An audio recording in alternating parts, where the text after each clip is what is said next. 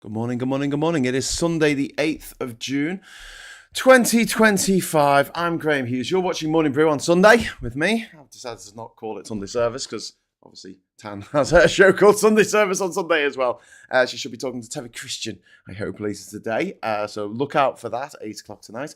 In the meantime, big shout out to Kate Smith and Richard Grumpy Git and Saz, Veg Pie, Colin Lunt, Graham Young. There's lots of people here this morning, which is remarkable since it's, Sunday morning and we should all still be in bed. Maybe some of you are. I'm not. I'm here to report to you the latest shit that's going down in the US of A. Yay. If you'd like to join our friends in the chat, all you need to do is hit the subscribe button. Wait for a minute and you will be able to opine fairly openly. Don't be a troll though, or we will mute you and boot you. So, God, you know what? I was gonna do a show this morning about like reasons to be cheerful, like the good things that are happening in the world. I wanted to do like a positive show, and I get woken up in the morning with the text messages from my friends in America, particularly Brenna in LA. Well, in California, she's not in LA, thank God. She's about 70 kilometers away, but saying, "Oh my God, Trump has launched the National Guard." And it's just like, oh, for God's sake. I want to do one positive show, but they won't let me. So, let's... What is it? Misery shared is misery halved? Something like that? Am I butchering me metaphors? I don't know. How about Sunday Brew?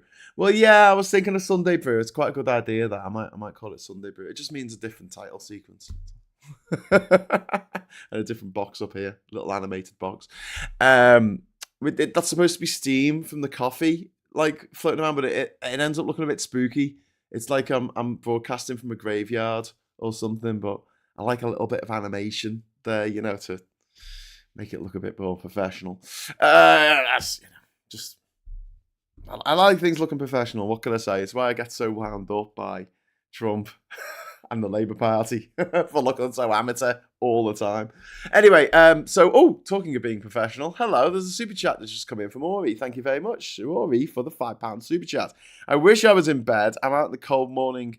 I'm out in the cold manning a car park. Oh, bloody hell, Ori, that sucks. I'm sorry, but those cars, they've got to be looked after.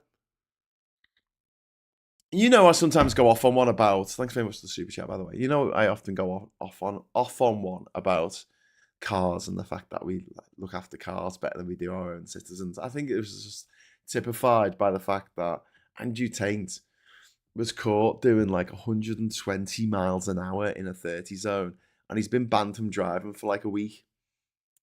Like, why don't we have legislation that sees a car being driven at speed or a car being driven under the influence of drugs or alcohol as a lethal weapon, as much of a lethal weapon as a zombie knife or a samurai sword or an AK-47 or an AR-15? Because in the hands of someone who is doing that kind of thing, it stops being a kitchen knife and it becomes a deadly weapon. I mean, it stops being something that you use down at the shooting range, and in the case of a AK-47, and it becomes a deadly weapon. And that's the same with cars, but we don't see cars the same way because cars must be protected at all costs.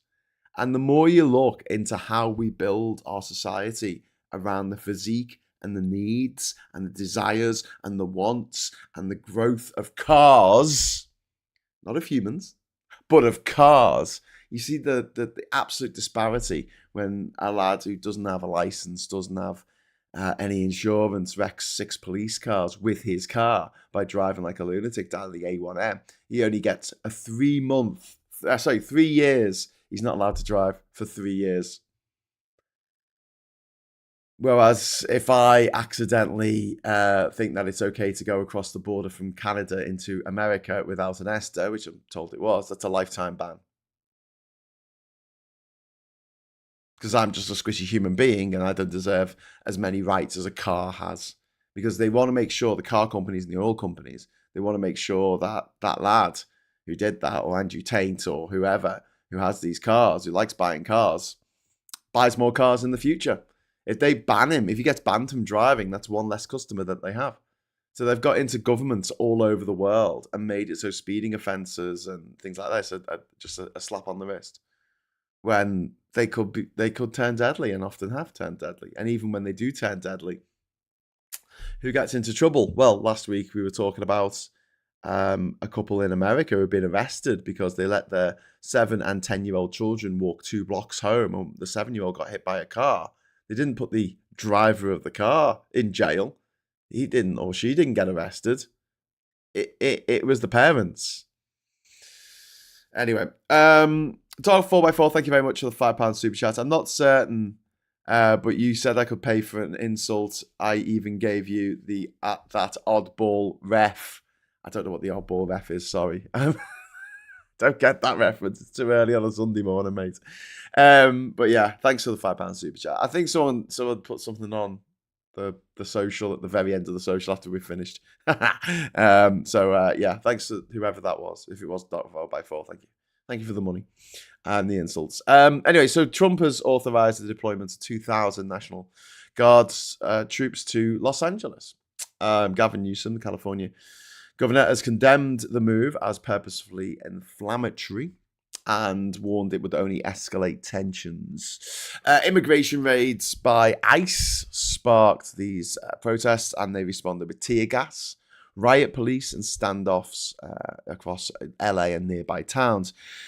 White House has labelled the protest an insurrection. I mean, there's just a few hundred people. It's nothing like 1,500 people storming the Capitol building. Now, that's an actual fucking insurrection, mate. That's an actual insurrection against the government. And he's accused Democratic politicians of inciting violence. What, like telling your mob of MAGA supporters, 1,500 of them, to go and run into the Capitol building and smash it up and cause injuries to 150 police officers and cause 9 deaths and $3 million worth of damage. Is that it? Is that what you're talking about? And this isn't just about LA. This is a test run of authoritarianism. Trump has been waiting for this moment all year. He's trying to normalize federal military crackdowns on any dissent. And look at the language they're using. They're trotting out insurrection, violent mobs, federal authority. It echoes the justifications used in January 2021, only now the roles are reversed. And Gavin Newsom has said the federal government is sowing chaos so they can have an excuse to escalate. I have to agree. You see, Gavin, do you see what happens when you allow knobheads on your podcast? You know, instead of interviewing sensible people, you're interviewing right-wing gobshites, you know, and saying, oh, he's a friend of mine. Yeah, that didn't work, did it, Gavin? No. I respect the fact that you got yourself a podcast. Good, more politicians should, but don't platform dickheads, okay? Hello, Gavin? Hello, Gavin McFly? Hello? Anyway, Gavin said this is not a way a civilized country behaves. Well, I can't class America as a serious country anymore. It is not a serious country. Just like Britain under Boris Johnson was not a serious country. Britain under the Brexiters. And I see Zia Yusuf has returned to the refuck fold. Yeah, because, it's all right for him to leave and then change his mind and come back. Funny that. It's like that interview with Liz Truss where she was saying, remember that on Radio 4? Did anyone see this interview that she did or hear the interview where she was asked about the fact that, people wanted the second referendum, and she said, no, I don't think it's right that people can just change their mind like that. And they said, but you changed your mind. You didn't support Brexit, but now you do. And she went, well, obviously, I can change my mind. Okay, Liz. Alistair, thank you very much for the £5 super chat. Morning, Graham. So Trump's setting to game so he can stop the midterm, in my opinion. Yep. Alistair, not just your opinion, mate. I completely agree with you. That is the end game here. And it does look like MAGA lot and Elon Musk have already caused a lot of bullshit to happen in the election. Like the last election, I always think it was a bit weird that we look into certain counties where not a single person voted Kamala, but down the ballot they voted for Democratic governors, Democratic senators, Democratic members of the House of Representatives. They just none of them, not one, voted for Kamala. All seems a little bit sus. My milk turned, so I'm on coffee instead of tea. I'm rattling like a Sally Army tambourine, says Pete's Music.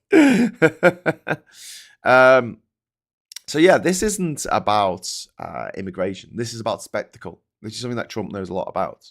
It's all WWE. It's all WrestleMania. This is what the Trump administration is. They watched Idiocracy and they went, oh, you know the way that the president of America in Idiocracy plays on the wrestling tropes? Well, we'll do the same. So he has a bust up with Elon Musk last week. Was that real? Who knows? I do know that Elon Musk has deleted a load of his tweets, and so has Trump since then. So, there you go. And this isn't about immigration. This is about spectacle. This is, ICE raids coincided with camera-ready confrontations, tear gas and riot police, and locations included Latino areas such as Paramount, downtown LA. There's a car burning outside a donut shop, which I think is the most American image of this era. And it's about theatre. It's about showing Trump's base that he is taking action against immigrants while stoking division and fear. And the mayor of LA, Karen Bass, or it might be Bass, I don't know, Karen, if I've mispronounced your name, I'm very sorry. I'm going to say Bass because it could be either. Karen Bass said, these tactics sow terror in our communities and disrupt basic principles of safety in our city. Now, there are historic parallels. The National Guard was deployed in 1992 as a response to the Rodney King riots. However, the big difference is that time they were asked. They were requested by the state, not a hostile federal override of the powers of the state, which is what's happened this time. These federal troops are uninvited occupiers. This is not good. This is not a good situation for America to be finding itself, or to be waking up bleary-eyed on a Sunday morning, going, "What now? What now?" And if you have a look at the sort of the legal mechanisms of this coup d'etat, Trump used Title 10 to place California's National Guard under federal control, essentially overriding Governor Gavin Newsom, and it allows the president to federalize troops during insurrection or rebellion, and that's what he's invoking right now, rebellion. He's redefining protest as rebellion because they're protesting against Trump and what he's doing, and they're protesting against ICE. And he's saying, no, it isn't a protest, it's rebellion. And it sets the legal basis for a nationwide military action against any dissenters in the future. We've spoken on this channel often with Mikey about where are all the people protesting, and Mikey quite rightly pointed out, this is why people aren't protesting. This is why people aren't going at it. As simple as that. We had another super chat come in, so a big thank you to SG. Somehow ICE doesn't seem to care about the illegals working in fields in red states, only want to stir things up in blue states. Yeah, SG, you're absolutely right. So the DHS has accused Democrats of, Department of Homeland Security has accused Democrats of anti-ICE rhetoric and glorifying rioters. I mean, it's hardly a fucking riot. I mean, have you seen the images? Have you seen that? It's like someone threw a fold-up chair at a fucking armored van, and they're like, "Oh my god, a fold-away chair! Quick, call the National Guard." And Tristan McLaughlin said this violence against ICE must end. And let's be clear, look, the protesting ICE raids isn't violence. Tear gassing civilians, rubber bullets, less lethal. They don't call it non-lethal because it does kill people. Less lethal ammunition being trotted out, munitions being trotted out to be used against civilians. That's violence. That is violence there on the streets of LA. And no human being is illegal. It's not an insurrectionist slogan. It's a moral position. And there's been 118 people arrested so far. The union leader David Horta was tear gassed by the federal troops, and he's been hospitalized. They might not have been federal at that point, but he has been hospitalized, and entire neighborhoods have been terrorized, not by the protesters, but by ICE. Immigrant workers, families, and bystanders. And these raids in industrial parks and Latino neighborhoods coincide with, property speculation. Just drive out the brown people, and so you can have the sort of white gentrification. But here's the thing: LA is a minority majority city. It is a place where there are people from all over the world, but not the very least Latin America, who live in LA. And there are so many people living there who could be a target for ICE, or whose family members could be a target for ICE, because we've seen that it doesn't matter if you've got a green card. It doesn't matter if you've got a valid visa. It doesn't matter if you're a US citizen at this point. If you write hurty words against dear leader Chito Benito, then you could face the wrath of ICE. And maddeningly enough, LA is the city where they're going to be holding the Olympics in 2028. You're going to have people from all over the world coming to America when they've already just banned citizens from 19 countries from going there. Why would you? Why would you go and compete? Would you go with your family? Would you even go on your own? When we know of citizens from the UK, from Germany, from Canada, from Australia, who have been detained, put in jail cells, strip searched, had invasive searches, invasive searches of their body, which is sexual assault, as far as I'm concerned. If they don't find anything, it's fucking sexual assault. They've got little reason to believe. If they think that you're coming into America to work and they don't let you in, right? That's very, very different, right, from putting you into a jail cell for 3 weeks and sexually assaulting you. Okay, we think you're coming for work. Okay, we've got to check you for drugs. What? Hey, how do those two things come together? People with no criminal record, people with a clean driving license and a valid visa. Unfucking-leavable. So, why we should be alarmed about this is because Farage wants to ape what Trump is doing in America. You're already seeing this with Doge and everything. But before I get into that, thank you very much to Umka for the €2. Schadenfreude. Is this not what they voted for? Not in LA. Not in LA. Not in California. They voted overwhelmingly for Kamala Harris. This is what the fruitcakes in the Midwest voted for. But even there, it wasn't all of them. But it was enough.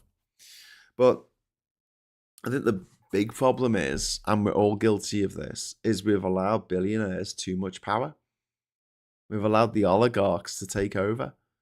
Because there was always supposed to be this kind of tension between your Rockefellers and your William Randolph Hearsts and all those knobheads and your government, whichever government it was. I mean, in other countries this is the case as well.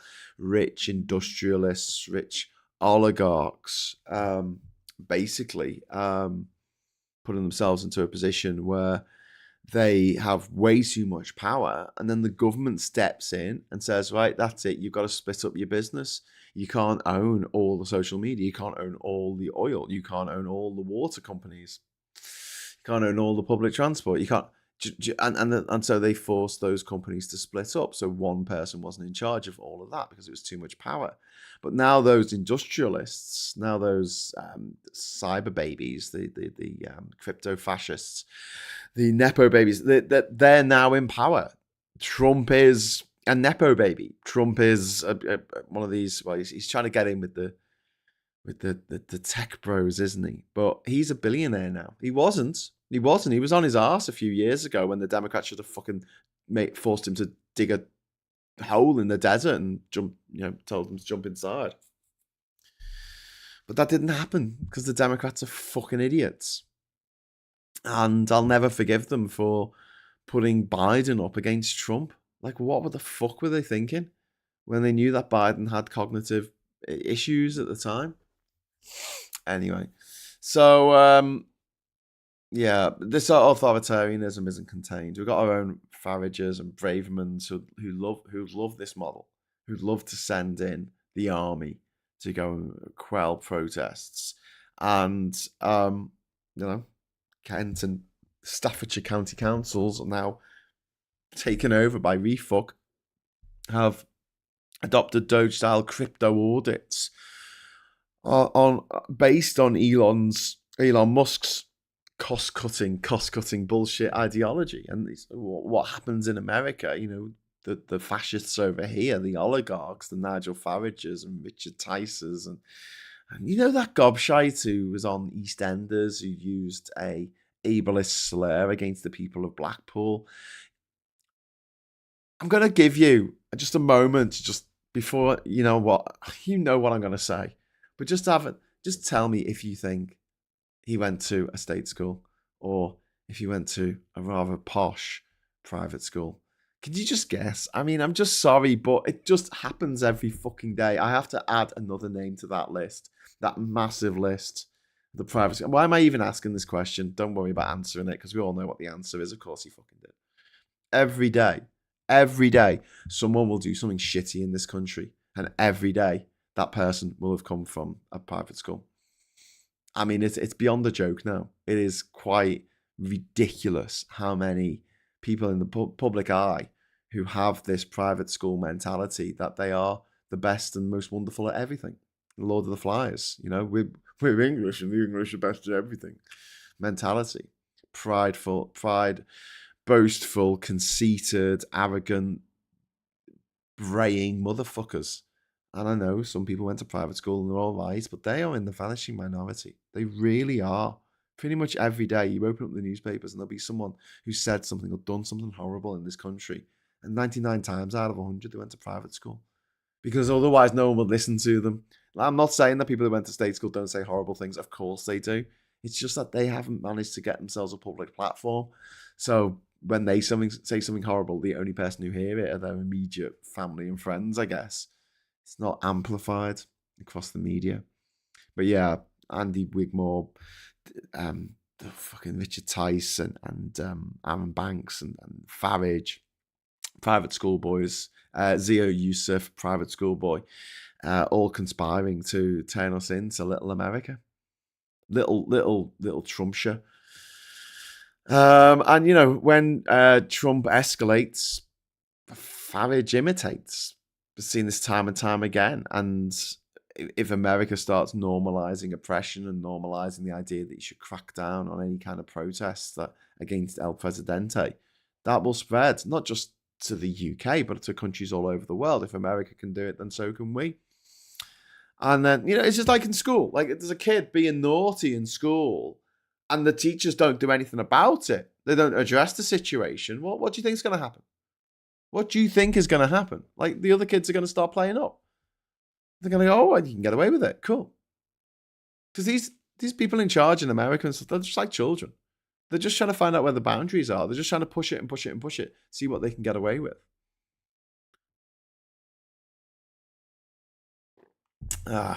Anyway.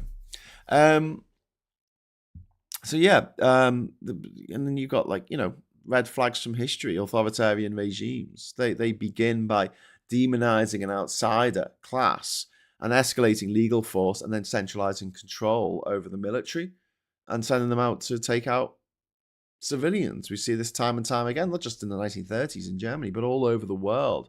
Whenever these fascistic governments have risen, it's always been the same playbook, and it works. You select an out group. It could be Jews, it could be immigrants, it could be Muslims, it could be trans women. And then you say, right, they're the outgroup. We've got to mobilize against them and to keep the streets safe because they're taking stuff that doesn't belong to them. They're looting. They're stealing your rights because to some people, rights are a zero-sum game. If minorities get rights, then that takes rights away from people who already had them all along. Umka, thank you very much for the £5 super chat. The UK keeps this mentality now, even nowadays. Man with worse skills, but from private school will get a job easier than more skilled from private. Yeah, from public, I guess you mean. But yeah, there is a disparity in competence, shall we say. I mean, there's some people who went to private school who are very competent, and there's some people who went to state school who are very incompetent. I know that, right? But there are a disproportionate number of incompetent people who are in the public eye, get given massive platforms. People like Lawrence Fox, he wouldn't have been anything. If he was born in a sink estate in Moss Side, do you think that he would have become an actor, got himself a role on Morse or Endeavour or whatever the fuck it's called these days? At Lewis is Lewis. Do you think that he would have married Billy Piper, also privately educated? Do you think he would have swam in those circles? Do you think he would have been invited onto Question Time to opine about his bullshit beliefs? No, of course not. Not if you didn't go to Harrow. And the thing is as well that annoys me, you've got people like Lawrence Fox who was kicked out of Harrow. You've got James O'Brien who was kicked out of what's the fucking school he went to? Amberside,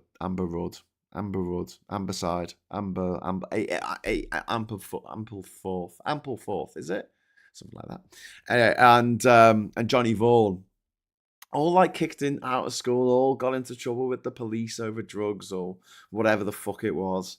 And all of them just went on to like successful careers. And the reason being is because they were rich. If that had been you and you were, sort of like, brought up at a down at heel part of, Pitt Village here in Durham, you wouldn't have got there. You wouldn't have been asked to be on EastEnders or to present the TV shows, or be a stand-up comedian or be an actor.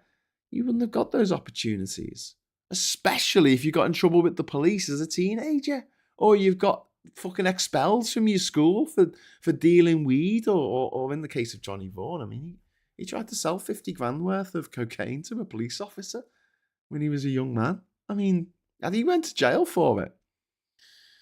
But still, it didn't affect his career in the way that it would have affected ours. And I'm not saying Johnny Vaughan's not a good presenter. I think he is. He's a really nice guy, but it's a bit.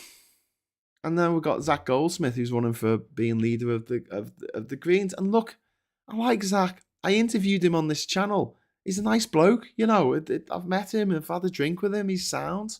Honestly, I've got no malice towards him whatsoever. However, I don't really think he should be the leader of the Greens. And I'm not saying that because his ideas aren't good. They are talking in a more populist way about green issues and fighting these dickheads who want to stop net zero. And I agree with that. I agree with pretty much all of his policy stances. But he is posh. He went to private school, and if he thinks he can connect with working class communities up here in the north, I've got news for you, Zach. I love you, man, but it's not going to happen. It's just not going to happen. I'm sorry. They're not going to listen to you. If you sounded more like me, you might get through to them. You might, just about. But you know what? In Liverpool, they think I'm posh. I'm a posh Scouser to someone from Liverpool. I get asked, where are you really from? I'm like, I'm really from West Derby. West Derby's a part of Liverpool, by the way. It's not the rest of the county of Derby. It's a suburb of Liverpool. Actually, back in the olden days, Liverpool was part of West Derby because it used to be it's West Derby hundreds, the whole area of what's now Merseyside, and then a bit more of what's now sort of Lancashire was West Derby. Richard, thank you very much for the £5 super chat. Oligarchic, perjure, convention rated, collective fart piped in. Yeah, thanks very much for that, Richard. Yeah. Anyway, so even in Liverpool, I wouldn't.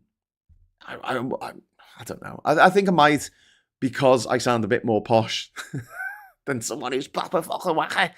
And I don't mean words, but maybe they'll sort of go, well, he's obviously an educated Scouser or something. I don't know, but it's difficult. It's difficult. What the Greens need, and what Labour sort of needs at the moment, although I suppose they've got it with Angela Rayner to some degree, but it's someone like Mick Lynch. Someone like Mick Lynch who's a very straight talker. I know I completely disagree with Mick Lynch on a number of issues, not least about our membership of the EU. I've got to admit that he is one of the most effective union leaders in the country. He just is, because he knows what he's talking about, but he doesn't sound posh. Could you imagine if Mick Lynch was saying exactly the same arguments, saying exactly the same words, but with that kind of affected accent of someone like Jacob Rees-Mogg saying, well, these train drivers, they work very hard for their crust, and you must appreciate, and all this kind of stuff. It's kind of mad. What were your reasons to be happy, Graham? I've got a tiny bit of good news. I crossed the 5,000 word mark on my novel. That's fantastic, Gallifreyan Wren. Well done. No, I was just going to talk about the progress we've made in the last 25 years. Since the turn of the millennium, I was going to bring out all the statistics about the, fewer women are dying in childbirth, people are living longer, more children are being educated, all that kind of stuff. So I was going to go through a bunch of stats and say that things are gradually getting better around the world. However, it doesn't feel like that right now with all the shit that's happening in America. So just to say, this isn't about enforcing the law. This is when a law is unjust, then resistance is just. ICE arrests are driven by quotas, not by protecting the people of America in any way, shape, or form. In fact, these ICE raids are damaging the rights of people in America, damaging their ability to do their work, do their job. If they employ people who come from other countries, or they're married to someone from another country, they're facing terror now from the government. They're being terrorized by their own government. The isolated incidents of a few Molotov cocktails being thrown, I mean, that doesn't justify collective punishment. And the thing is, the local state police and law enforcement had it under control. Like, it wasn't spiraling out of control. This is a complete overreaction by the Trump administration to what's, compare this to the riots after Rodney King. Compare this to the protests after in 2020, the Black Lives Matter protests. Compare those, George Floyd, when he had been murdered by a police officer who put his knee on his neck for like 10 minutes until he was dead. It was all filmed and put online. The reaction to that was way, way bigger and more widespread than what's happening in LA at the moment. And if people saying it's not martial law, well, if federal troops are deployed against the state's wishes to suppress dissent, that's martial law, mate. I mean, you can get around it by using technical terms, by using legalese, but the reality is that sounds like if it quacks like a duck, walks like a duck, quacks like a duck, looks like it's a fucking duck. So yeah, I mean, this idea that Trump is keeping America safe, he's not. He's not. He's keeping it scared and distracted. He's keeping it the opposite of safe. He's allowing the wolves, which are the tech pros and the oligarchs in America, to just run riot and do whatever the fuck they like, while everyone else looks on. It's just thuggery. It's thuggery designed to boost ratings and to dominate headlines, because Trump knows no publicity is bad publicity. And, the jackboots are already on. It's happening. As predicted. As painfully predicted. As predictable as Trump and Musk falling out. Someone pointed out why the Trump and Musk thing falling out might not actually be real. And they said, well, and I think they're quite right about this. Like, well, when Trump gets really upset about a reporter asking a question, He'll say something horrible, like personally, like some nasty homonym attack. He'll call a reporter ugly or infer that she's on a period or just something really nasty shit that he comes out with. His responses to Elon Musk were quite measured. And I do think, to a certain extent, it was the sort of diss talking that you get in WrestleMania. I don't think it was real. Hi, cat. Hello. Cat's going for a run. Run, cat, run. I just thought that we should have like a zombie run. Does anyone do this? A zombie run? Right. You know, like you have like fun runs and Santa runs. A zombie run where you have runners, right? And then you have zombies that run after them. And if a zombie ticks you, you've got to take your shirt off, and underneath your shirt, or your top, you've got a ripped top, and you become a zombie. And then your job is to chase the people who are running. So it's like a massive game of tag. And if you get tagged, you become a zombie, and then you have to keep running to catch the people at the front. And the goal is to make sure no one finishes the race. And if no one finishes the race without them becoming a zombie, the zombies win. And the person who is the lead zombie, they win the race. And then if someone who doesn't get touched by the zombies manages to win, then humans win. Yay. Does anyone do that? That'd be so much. I'm sure someone thought of it before, but God, that'd be fun. Anyway, so yeah, as the West obsesses over this kind of like, commitment, the so-called commitment to freedom and democracy, the man who tried to overthrow an election is now sending soldiers to round up immigrants. It's fascism. Just this time with a camera crew. It's like thousands of people filming it on their phone. It's just, what a time. What a time to be alive. Sorry for going on a tangent then about zombie ones. I'm going to look up historical pirate ship names for inspiration, but the caffeine needs to properly disperse through my system first. Yeah. Gallifreyan Men. I'm writing a story at the moment. It's based on an actual historical event. And what I'm finding really useful is using ChatGPT to tell me about the historical event. Like, tell me about information. So I can write things in like, what would somebody in what's now Haiti be wearing in 1735? And it'll give me a list of things that they might wear. It'll give me a lowdown of what Cap de Francais, which is now Cap Haitian, what it looked like back in the day. What it, give me an idea of what this place looked like at that particular time.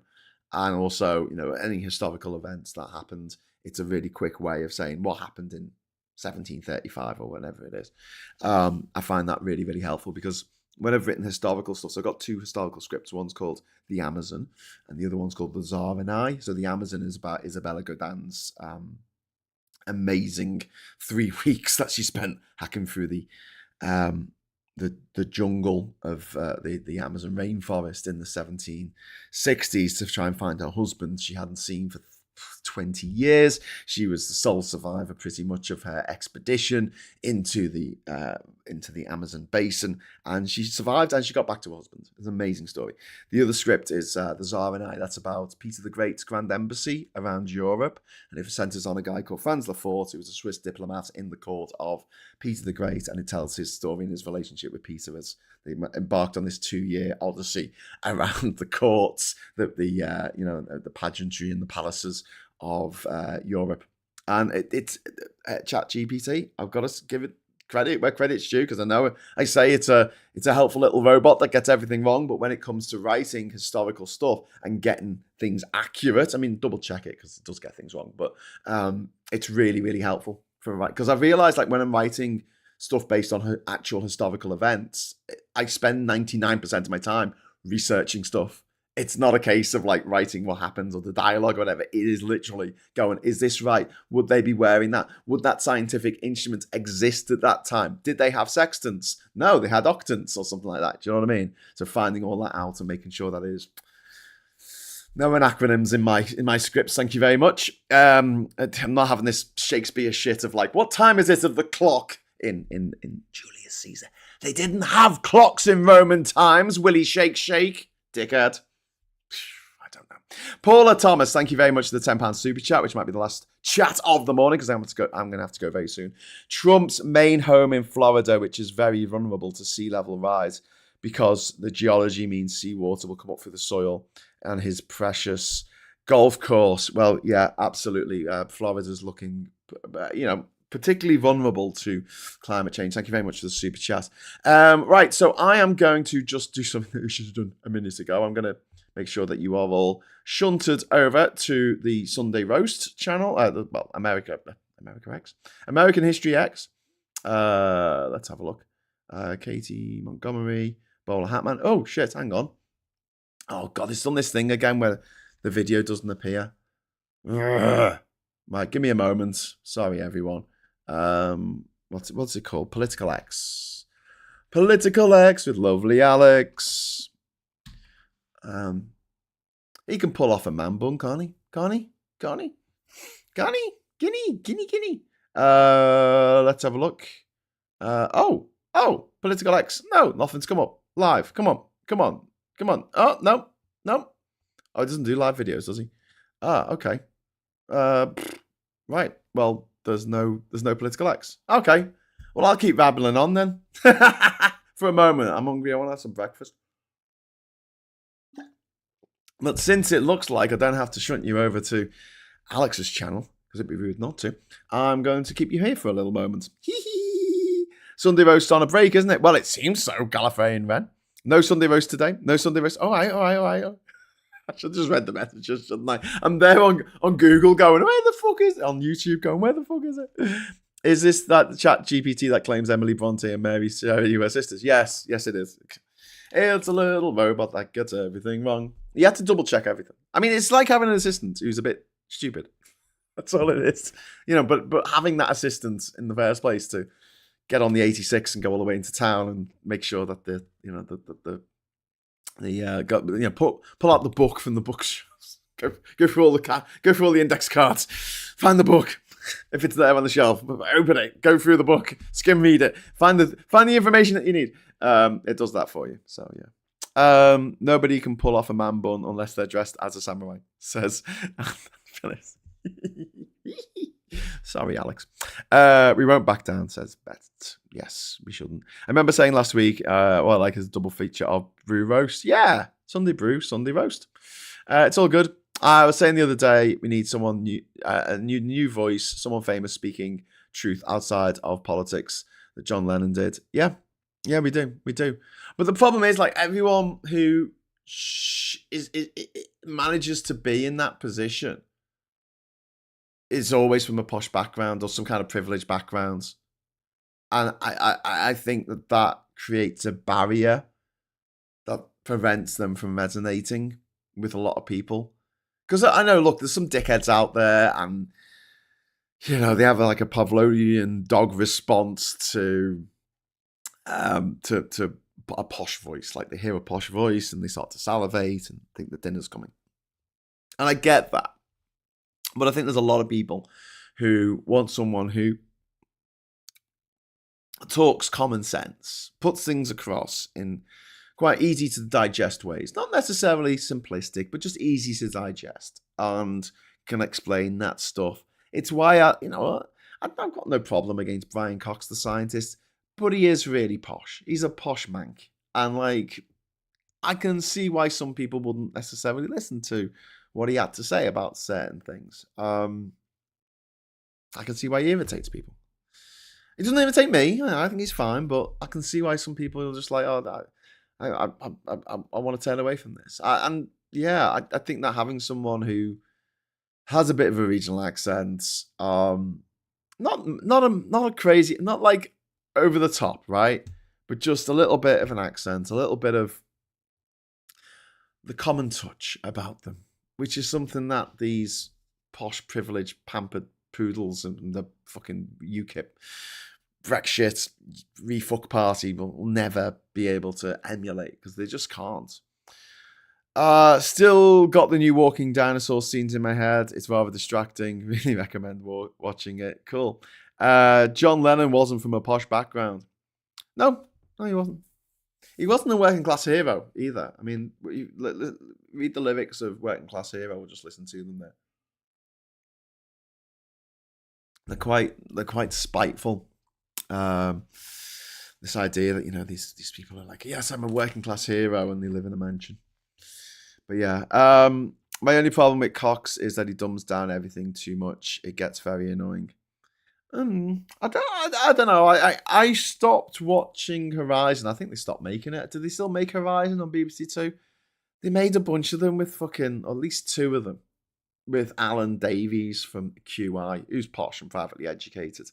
And he just went round asking stupid fucking questions. It drove me up the bloody wall. Start watching it. He's like, so what is light?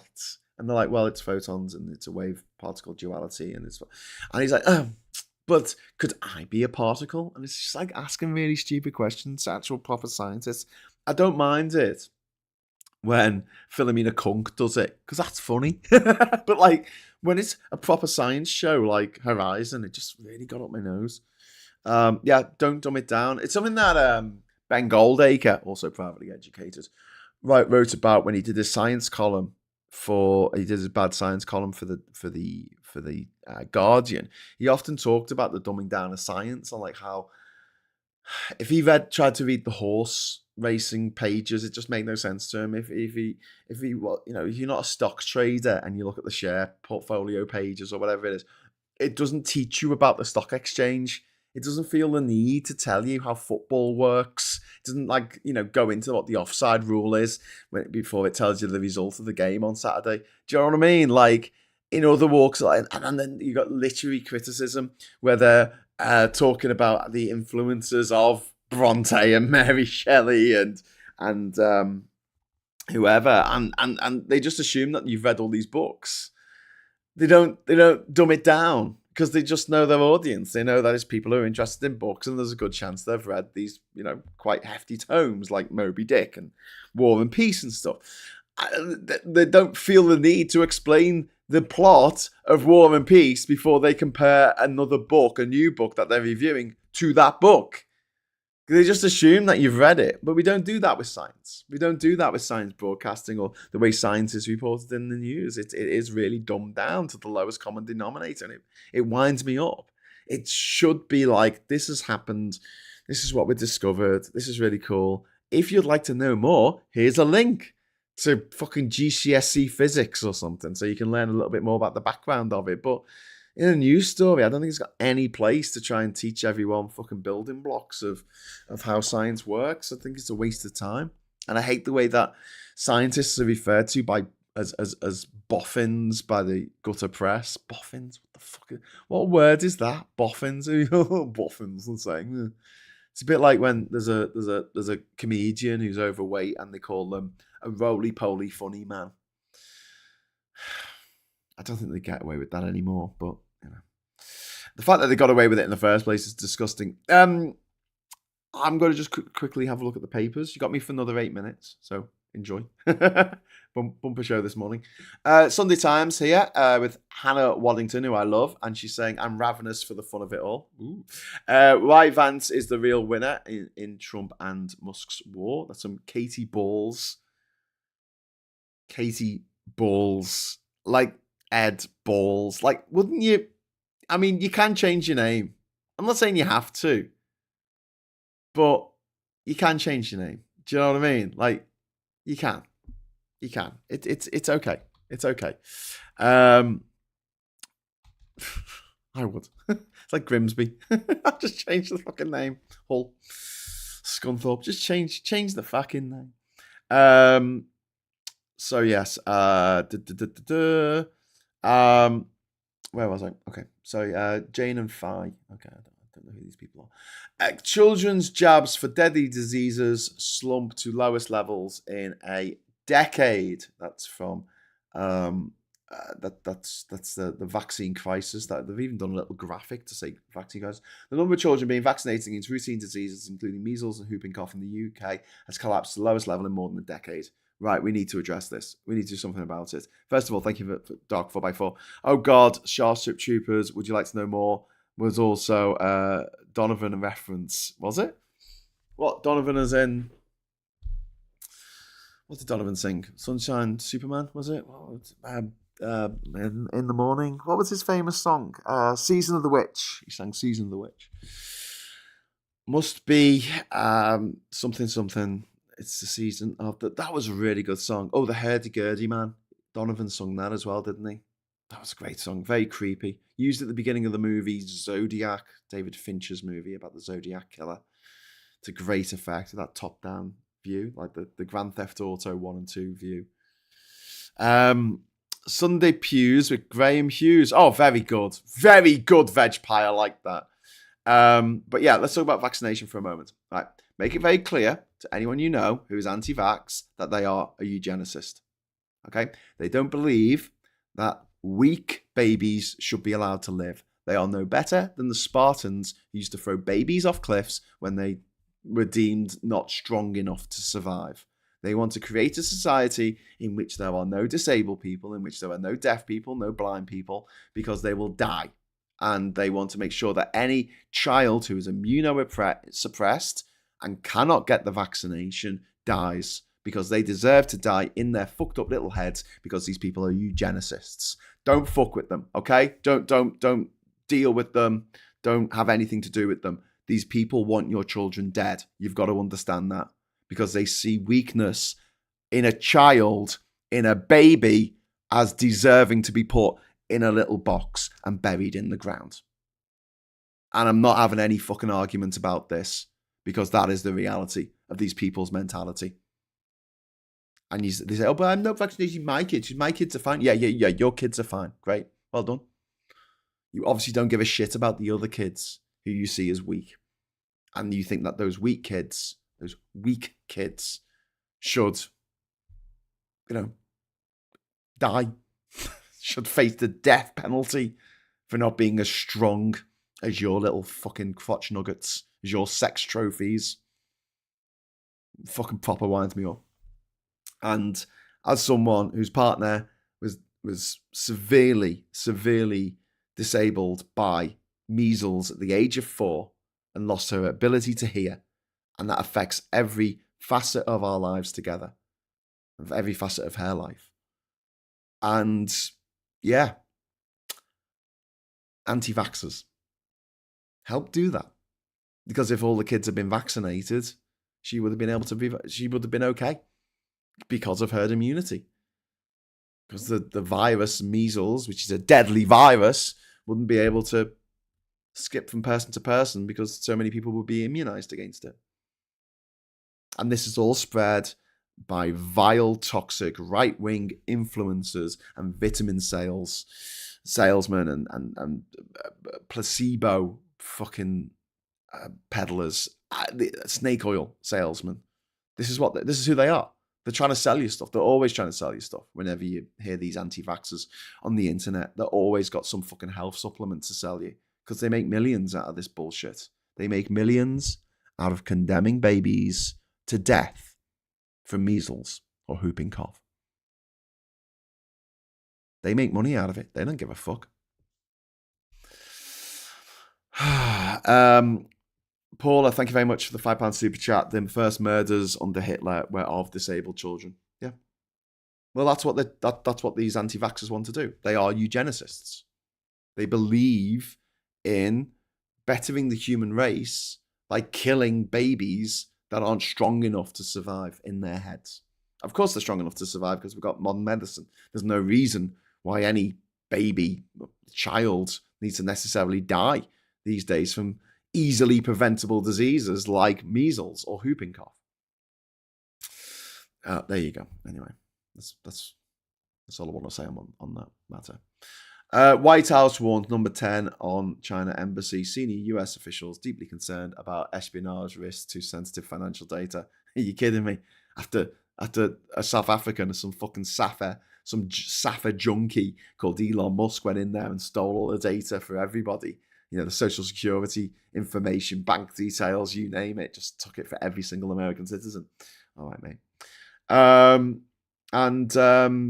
There's a guy who was sentenced to 17 years in jail for a rape he did not commit, which is sad and unfortunate, and hopefully that kind of thing won't happen in the future because DNA testing and things like that. But we need to have a system in which we prevent miscarriages of justice like this from happening, but also we don't go too far in the other direction and allow 99 out of 100 rapists to get away with it, which is the situation now. Refuck chairman return after 48 hours because they're allowed to change their mind because they went to private school. Are you allowed to change your mind? Oh, you fuck. Why coffee is extra good for you if you're a woman. Sponsored by the Coffee Brewers Association of Great Britain, no doubt. We couldn't do faulty without the goose step. Very good. Deep conversations. The Prince of Wales and Sir David Attenborough discuss marine technology before the premiere of his new documentary Ocean at the Royal Festival Hall. David Attenborough, science communicator, went to a state school. Didn't go to private school. Thank God. But very important to have a picture of one of the family on the front cover of the newspapers. Otherwise, we might forget who they are, you know. And then Badenoch let bosses ban burqas in office. And says that Sharia courts and cousin marriages are barriers to integration. Okay, so at the moment in this country, as far as I'm aware, marrying your cousin is legal. It shouldn't be, okay? So just make that illegal, right? And Sharia law is not law, okay? It's not law in the way that you're thinking of law. If you have a dispute between two parties, right, you can choose what kinds of mediation you desire for that. You can go on Judge Rinder if you want. You can go to a marriage counsellor if it's your marriage. You can go to your mates in the pub and you can all take a vote. Sharia law is a bit along those lines. It doesn't affect anyone who's not Muslim and doesn't affect anyone who's not part of that community. And it is just ruling on stuff that isn't against the law. This is all civil matters. Like there has been no non-Muslim who has been found guilty of anything under Sharia law because it just doesn't work like that. It's mediation. It's not. It has no legal effect. In fact, calling it Sharia law is a misnomer. We shouldn't call it that. We should call it Sharia mediation. It's not a law. In the same way that the laws of cricket do not affect you if you're not playing fucking cricket, even though they're called laws. Okay? Really, really frustrating. Really, really frustrating. Anyway, so back to the stupid papers. Yusuf returns to refuck. NHS to rely on migrants as nurse training cuts. And then we'll go back. We've got Sunday People bid to limit kids on social media, which I agree with. I agree, but I've spoken about this before. I think there should be hardware that is for kids. Like that is for kids and they can't get onto certain things. The Mirror and the People here, which is the same paper really, they both got 3 free Panini stickers, which I'm very excited about for some reason. I don't know why. You can pick them up from WH Smith. Should we get some Panini football stickers? God, I almost got the stock in there. Anyway, there you go. England Lionesses official sticker collection. That sounds really cool. I'm really tempted now to go and get some Panini stickers. And then Mum's joy after Mirror story. It's a miracle that boy has been found. This is about a missing child, or a 17-year-old, I think, who was missing for 6 weeks. Sunday Express here.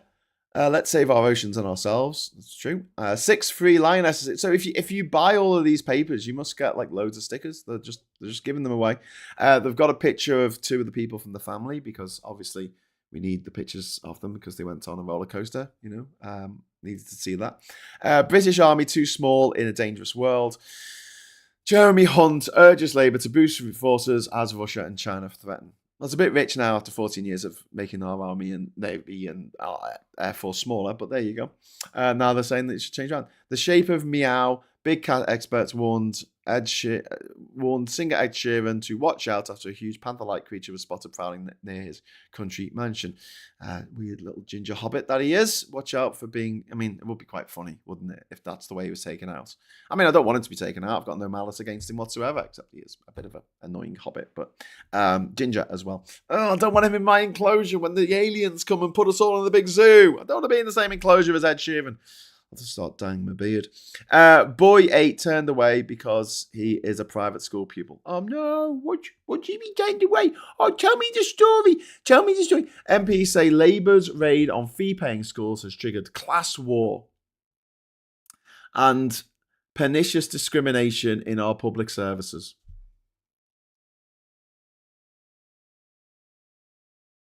An outraged mother has accused the NHS of shocking discrimination after an 8-year-old son was denied vital treatment just because he goes to a private school.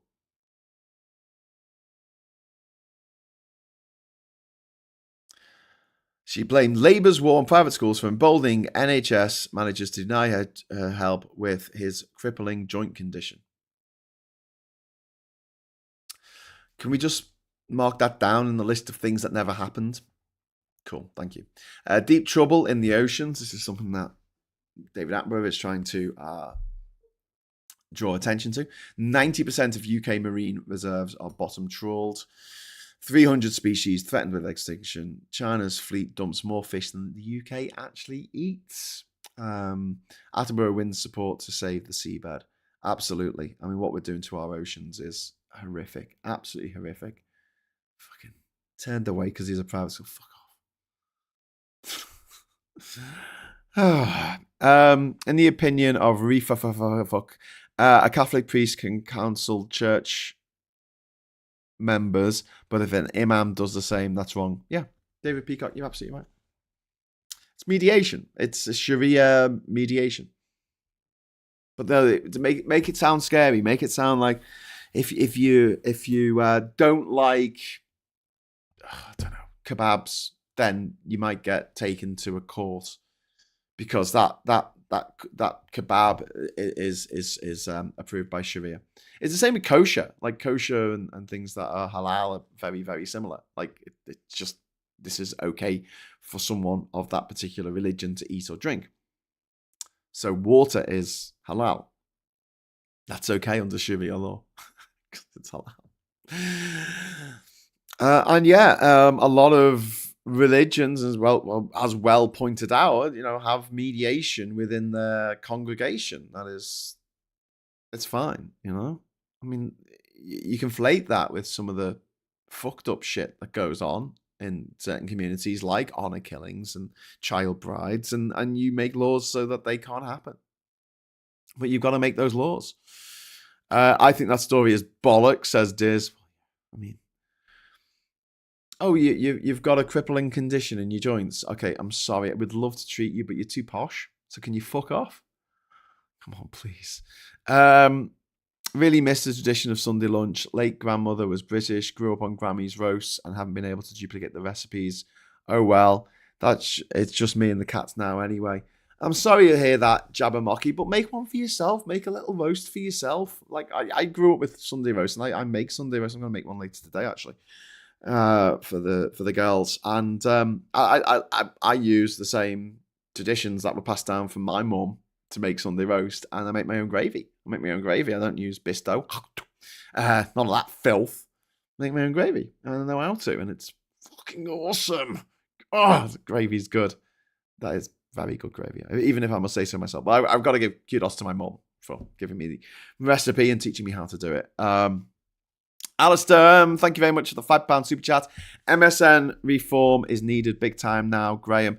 Getting worse with the made-up bull crap and the outright lies. Yes, couldn't agree more, my friend. We do need to have reform. We need to have Levinson too. All the people who hacked into a dead teenager's voicemail have all got away with it. No one's gone to jail. No one's. I mean, Andy Coulthard, I think, went to jail, but apart from that, the owners of these periodicals got away with it. Piers Morgan got away with it. He didn't own it, but he was an editor. I do a one pot Sunday roast just for myself. It's not mind blowing by any stretch, but it's good enough, and I get the satisfaction of cooking. So I do that until I can have a dishwasher. Yeah, one pot stuff's great. That fucking works. That's cool. Mediation is yet another thing that's good when practiced by Christian denominations, but evil when practiced by other religions. Yeah, accurate, Dave. You're right. So when people say Sharia law, you go, well, you mean Sharia mediation from Muslims who have a dispute over something in their religion. I mean, fine. Get rid of all the religions. Oh, you don't want to get rid of all the religions? Okay, well, stop moaning about it then. Dear God. My dad made his own gravy and you could cut it with a knife, says Saz. Oh, it's too thick. He's put too much flour in it. Enjoy Jabba. What's the fix? Nothing. Everything needs to be fine. Everything. Used to love Nan's roast duck. R.I.P. Nanny. Oh, roast duck. Oh, I'm an angry pagan. Now you're talking my language. Roast duck's hard to get right, though. It's got a lot of fat. It's got a lot of fat, and you've got to know exactly what you're doing with it. But it's good. It's good. It's good. Right. Listen, I'm going to head off now. So I just want to say thank you so much for watching. Like I say, we're doing a show tonight. It's going to be on Super Tansky's channel at 8 o'clock. Super Tansky and Terry Christian will be having a chat. I'll be producing. I don't think I'll actually be on the show. But please watch that. And then tomorrow morning, I'll be back with another morning brew at 9 o'clock, bright and early. Get you out of bed, get on with the day. And until then, I hope you have a really great Sunday. Try cooking a roast. Try writing something. The thing is that I've always found is the most difficult thing with all this is just getting started. And you know what? You're not going to do it perfect first time. You probably fuck it up. But, just have a go. And it's easier to rewrite something than to write it in the first place. Anyway, so that's all I can say. Have a great rest of the day. I'll see you tomorrow. And until then, thank you so much for watching. Thanks for the chat. Thanks for the super chat. It's really kind of you on this Sunday morning. And until next time, I'll say hello, good evening, welcome, and goodbye.